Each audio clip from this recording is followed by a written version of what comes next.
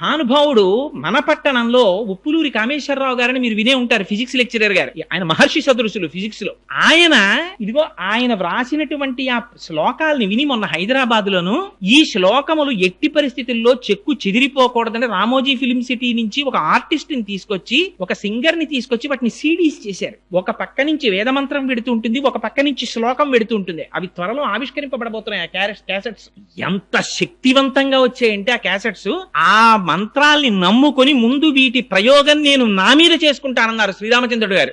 5 సంవత్సరముల నుంచి పారాయణ చేస్తున్నారు. 70వ సంవత్సరంలో హార్ట్ స్ట్రోక్ వచ్చినప్పుడు హాస్పిటల్ కి తీసుకెడితే ఆపరేషన్ చెయ్యకపోతే ఒక రోజు బతకవని డాక్టర్ల చేత సర్టిఫై చేయబడినటువంటి వ్యక్తి 75వ సంవత్సరంలో ఇవాళకి కూడా ఆయన సంతోషంగా ఉన్నారు. నిన్న రాత్రి 11 గంటలకి నేను కామేశ్వరరావు గారితో మాట్లాడుతుంటే శ్రీరామచంద్రుడు గారి నుంచి హైదరాబాద్ నుంచి ఫోన్ వచ్చింది.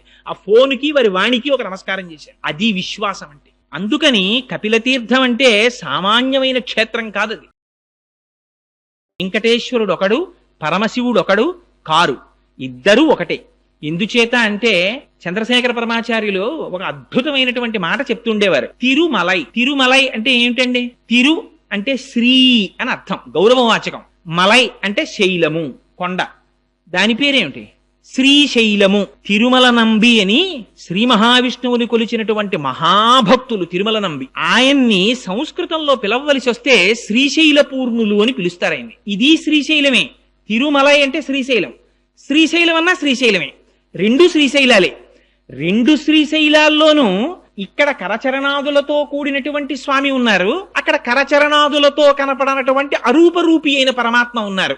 ఒకే పరమాత్మ ఏకస్త్వమేవ బహుదా భవభాసి లోకే నిశంకధీర్ వృషభకేతన మల్లినాథ శ్రీభ్రామరి ప్రియ సుఖాశ్రయ లోకనాథ అన్నట్టుగా ఒక పరమాత్మే 2 రూపాలుగా దర్శనమిస్తున్నారు అక్కడ. అందుచేత 2 కాదు ఉన్న పదార్థాలు. అందుకని ఆ కొండ ఎంత ప్రాచీనమో కపిలతీర్థంలో ఉన్నటువంటి స్వామి కూడా అంత ప్రాచీనం. ఆ కపిలతీర్థం ఎంత గొప్పదంటే పూర్వకాలంలో ఎప్పుడో కృతయుగంలో కపిల మహర్షి పాతాళ లోకంలో శివలింగాన్ని ఒక దాన్ని వెలిసినటువంటి శివలింగానికి పూజ చేసి ధ్యానం చేస్తుండేవారు. ఆ శివలింగం పెరుగుతూ పెరుగుతూ పైకొచ్చింది. అది భూమిని బద్దలు చేసుకుని పైకొచ్చింది. పైకొచ్చి ఇంకా ఇంకా పెరుగుతోంది. పెరుగుతుంటే కామధేనువు గబగబా పరిగెత్తుకొచ్చింది. బ్రహ్మగారు ఆవు రూపంలో వచ్చారు, శ్రీ మహావిష్ణువు గోపాల బాలుడి రూపంలో వచ్చారు. ఈ ఆవు క్షీరధారల్ని అభిషేకించింది, శ్రీ మహావిష్ణువు కాపు కాశారు. ఈ కామధేనువు వచ్చి తన కాలి గిట్ట తీసి శివలింగం మీద పెట్టి ప్రార్థన చేసింది.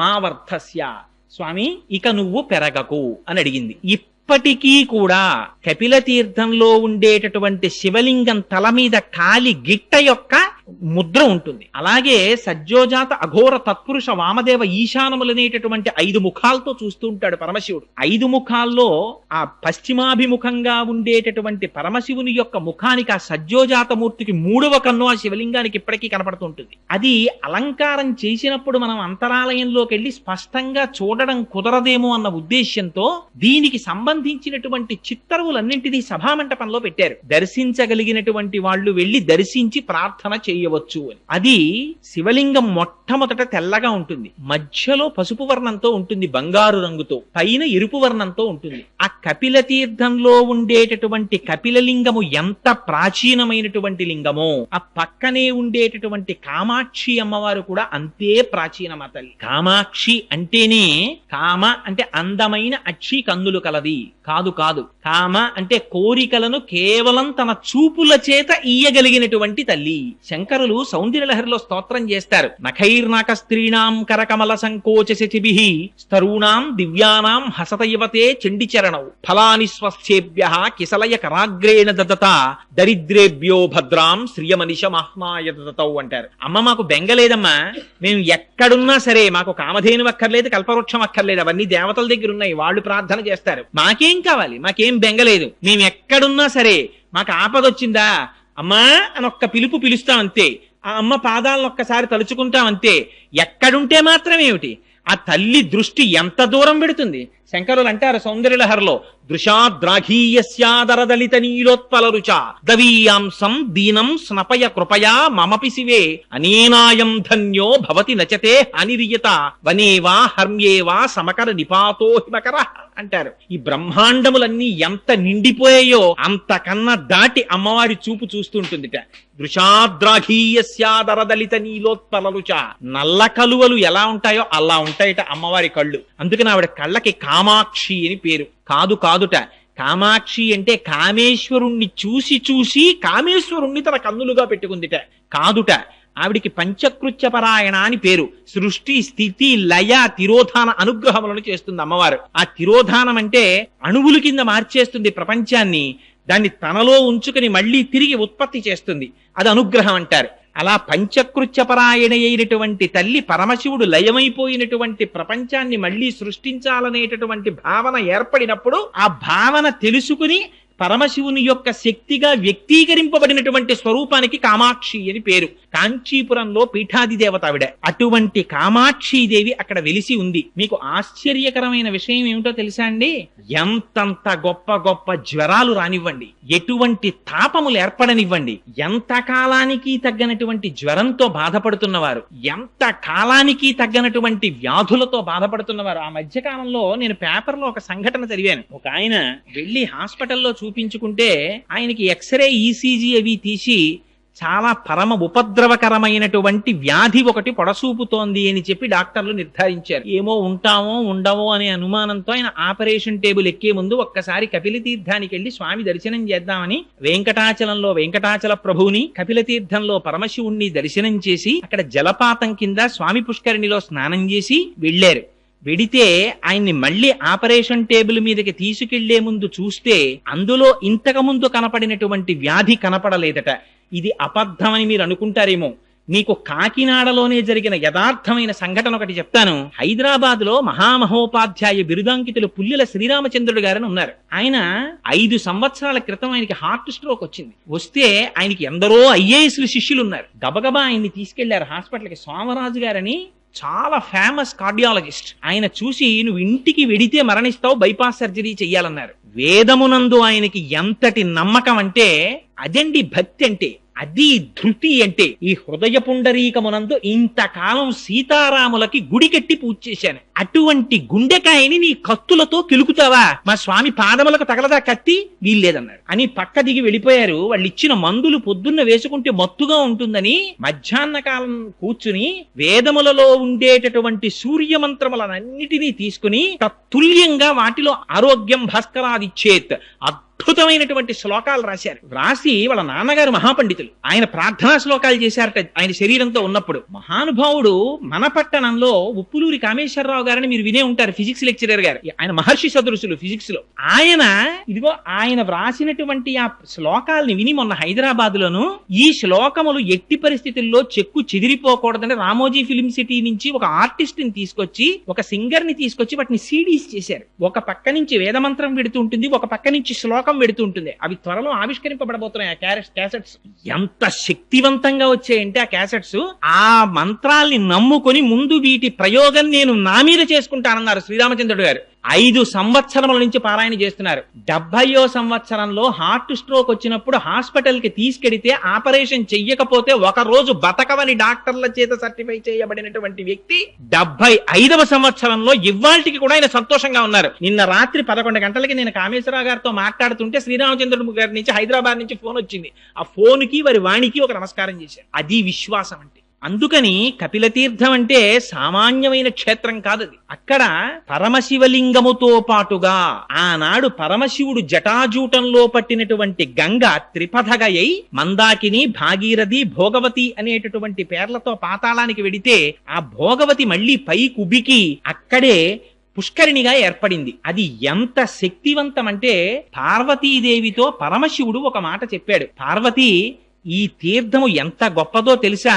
ఇది సాక్షాత్తుగా కార్తీక మాసంలో ఏ రోజులు పరమ పవిత్రమైనటువంటివని మనం భావిస్తామో, శనివారాలు, సోమవారాలు, నాగుల చవితి, పౌర్ణిమ, ఏకాదశి, ద్వాదశి మొదలైనటువంటి తిథులలో మధ్యాహ్నం 12 గంటల నుంచి 12 గంటల 10 నిమిషాల వరకు ప్రతి రోజు కూడా 3 లోకములలో ఉండేటటువంటి సమస్త పరమ పావనమైనటువంటి తీర్థములన్నీ వచ్చి అక్కడ చేరుతాయిట ఆ పుష్కరిణిలోకి. ఆ తీర్థములో స్నానం చేస్తే ఎంతటి వారికి కూడా శరీరమునకు పట్టినటువంటి పాపరాశి ధ్వంసమైపోతుందంటారు. అంత శక్తివంతమైన పుష్కరిణి. మీకు ఇంకొక విషయం చెప్పాలి. తగ్గనటువంటి జ్వరాలు, తగ్గనటువంటి తాపములు ఉన్నటువంటి వారు అమ్మవారికి అలంకారము చేయబడినటువంటి చందన ప్రసాదం స్వీకరిస్తారు. అక్కడ అమ్మవారికి పుష్యమాసంలో పౌర్ణమి నాటికి ముందు వచ్చేటటువంటి శుక్రవారం నాడు విశేషమైన అభిషేకం చేస్తారు కామాక్షి అమ్మవారి. చేసి సాయంకాలానికి అమ్మవారి శరీరమంతా అలదడానికి కావలసినంత గంధాన్ని తీస్తారు. తీసి అందులో పన్నీరు పోస్తారు, కుంకుమ పువ్వు కలుపుతారు. ఈ చందనపు ముద్ద చేసి బయట స్వరయుక్తంగా శ్రీ సూక్త, పురుష సూక్త, అదేంటి దుర్గా సూక్త, భూసూక్త మొదలైనటువంటి సూక్తములను చదువుతూ ఉంటారు. లోపల తెర వెనకాతల అర్చకులు అమ్మవారికి ఈ చందనంతో అలంకారం చేస్తారు. మూర్తంతా చందనంతో అలంకారం చేసేస్తారు. చీర అమ్మవారికి చందనంతో కట్టేస్తారు. అంచులు చందనంతో తీర్చిదిద్దుతారు. అప్పుడు అలంకారం చేసి ప్రదోష వేళలో తెర తీస్తారు. తెర తీసి ఆ సమయంలో పంచవాయిద్యాలు మోగుతాయి. అప్పుడే అమ్మవారికి కుంభహారతి, సూర్యహారతి, చంద్రహారతి, నక్షత్రహారతి, మంగళహారతి, కర్పూరహారతి, ఈ హారతులన్నీ పడతారు. పట్టినప్పుడు అమ్మవారిని దర్శనం చేస్తారు. ఆ దర్శనం చేసినటువంటి వారికి ఆ మరునాటి ఉదయం అమ్మవారి ఆ రాత్రంతా అమ్మవారు ఆ చందనంతో ఉంటుంది. ఆ చందనాన్ని ఒలిచి ఆ చందనాన్ని ప్రసాదంగా ఇస్తారు. ఆ చందనమును లలాటమునందు ధరించినటువంటి వాళ్ళకి ఎందరికో తగ్గనటువంటి జ్వరములు, తాపములు తగ్గాయని శాస్త్రం పేర్కొంటోంది. ఎందరిదో అనుభవం. అంత గొప్ప తీర్థం కపిల తీర్థం. అక్కడ స్వామికి గడిచిపోయినటువంటి ఆశ్వీజ మాసంలో పౌర్ణమి నాడు 250 కిలోల బియ్యం అన్నం వండుతారు. వండి ఆ అన్నంతో స్వామివారికి అన్నాభిషేకం చేస్తారు. ఆ చేయబడినటువంటి అన్నాభిషేకం అయిపోయిన తర్వాత కొంత అన్నాన్ని పైన శివలింగంగా తయారు చేస్తారు. మళ్ళీ చేసి కాయగూరలు కొయ్యకుండా వంకాయలు, గుమ్మడికాయలు, పొట్లకాయలు, ఆనపకాయలు ఇలాంటి వాటిని నీటిలో ఉడికించి అన్నలింగం మీద త్రిశూలాన్ని, నాగాభరణాన్ని, వీటన్నింటినీ అలంకారం చేస్తారు. ఈ అలంకారం చేసి పైన ఉన్న శివలింగాన్ని తీసి మేళతాళాలతో తీసుకొచ్చి స్వామి పుష్కరిణిలో కలిపి ఆ మిగిలిపోయినటువంటి అన్నలింగం మీద ఉన్న అన్నాన్నంతటినీ తీసి అందులో ఈ కాయగూరలన్నింటినీ కలిపి ఆ ముద్ద తీసి ప్రసాదంగా ఇస్తారు. అటువంటి అన్నలింగ ప్రసాదమును ఎవరు స్వీకరిస్తున్నారో వాళ్ళకి ఎన్ని కోట్ల జన్మలకి కూడా ఆకలితో ఒకరి దగ్గరికి వెళ్లి చెయ్యి చాపి అడగవలసిన అవసరం లేకుండా అన్నపానాదులకు లోటు లేనటువంటి స్థితిని వాడు పొందుతాడని ప్రమాణం. అదిగో అటువంటి అన్నాభిషేకం ఆ కపిల తీర్థంలో జరుగుతుంది. కపిల తీర్థం యొక్క గొప్పతనం ఏమిటంటే పితృకార్యం చెయ్యనటువంటి వాళ్ళు, పితృకార్యం మానేసినటువంటి వాళ్ళు, పితృదేవతల యొక్క ఆగ్రహమునకు గురి అయినటువంటి వారు కపిల తీర్థానికి వెళ్లి పితృకర్మ చేసినట్లయితే వారు ఇంతకు ముందు పితృకార్యాన్ని మానివేయడం చేత కలిగినటువంటి పాపము నివృత్తి అవుతుంది. అందుకే వెంకటాచల మహాత్యంలో చెప్తారు. మాధవుడని చెప్పి ఒక బ్రాహ్మణుడు త్రికాలముల యందు సంధ్యావందనం చేసేవాడు. ఆయనకి చంద్రలేఖ అని భార్య. అంత సంతోషంగా ఉన్నవాడికి ఎందుకు పుట్టిందో బుద్ధి కుంతల అనబడేటటువంటి ఎక్కడో పుట్టినటువంటి ఏ సంస్కారము లేనటువంటి ఒక స్త్రీ యందు మోహం కలిగింది. ఆవిడతో జీవించడం మొదలుపెట్టాడు. సురాపానం మొదలుపెట్టాడు. ఆఖరికి ఎంత దూరం వెళ్ళిపోయాడంటే మాంసభక్షణం చేయడం కూడా మొదలెట్టాడు. ఆవిడితో కలిసి కోయపల్లెల్లోకి వెళ్ళిపోయాడు. అటువంటి వాడు ఒకనాడు రాజు తన పరివారముతో కలిసి వెంకటాచల క్షేత్రానికి వెడుతుండగా చూసి వాళ్లతో పాటుగా బయలుదేరి వెళ్ళాడు. వెళ్ళి వాళ్ళందరూ కూడా మొట్టమొదటి కపిల తీర్థానికి వెళ్లి అక్కడ పితృకార్యం చేశారు. ఈయన కూడా వాళ్లతో వెళ్లి పితృకార్యం చేసి మట్టి ముద్దలు తీసి పిండములుగా సమర్పించాడు. ఎందుకని తనకేమీ లేదు కనుక. తను ఏమి తింటున్నాడో దానితోనే పిండ ప్రదానం చేయాలి. అందుకని మట్టి ముద్దలతో పిండ ప్రదానం చేశాడు. వెంటనే ఆయన శరీరమునకున్నటువంటి పాపరాశి ధ్వంసమైంది. తరువాత వెంకటాచల పర్వత సానువులనెక్కి పైకెక్కాడు. అక్కడికెక్కి స్వామి పుష్కరిణిలో స్నానం చెయ్యగానే బ్రహ్మాది దేవతలు ప్రత్యక్షమై నీకు భవిష్యత్తులో నువ్వు ఆకాశరాజుగా జన్మిస్తావు, నీకు జన్మించినటువంటి కుమార్తె పద్మావతి వెంకటాచలపతికి భార్య అవుతుందని వరం ఇచ్చారు. అందుకని ఆ వెంకటాచలంలో ఉన్నటువంటి ఆ కపిల తీర్థంలో ఉన్నటువంటి ఆ తీర్థం అంత గొప్ప తీర్థం. అది సాక్షాత్తుగా పాతాళంలో భోగవతి పైకి పొంగింది.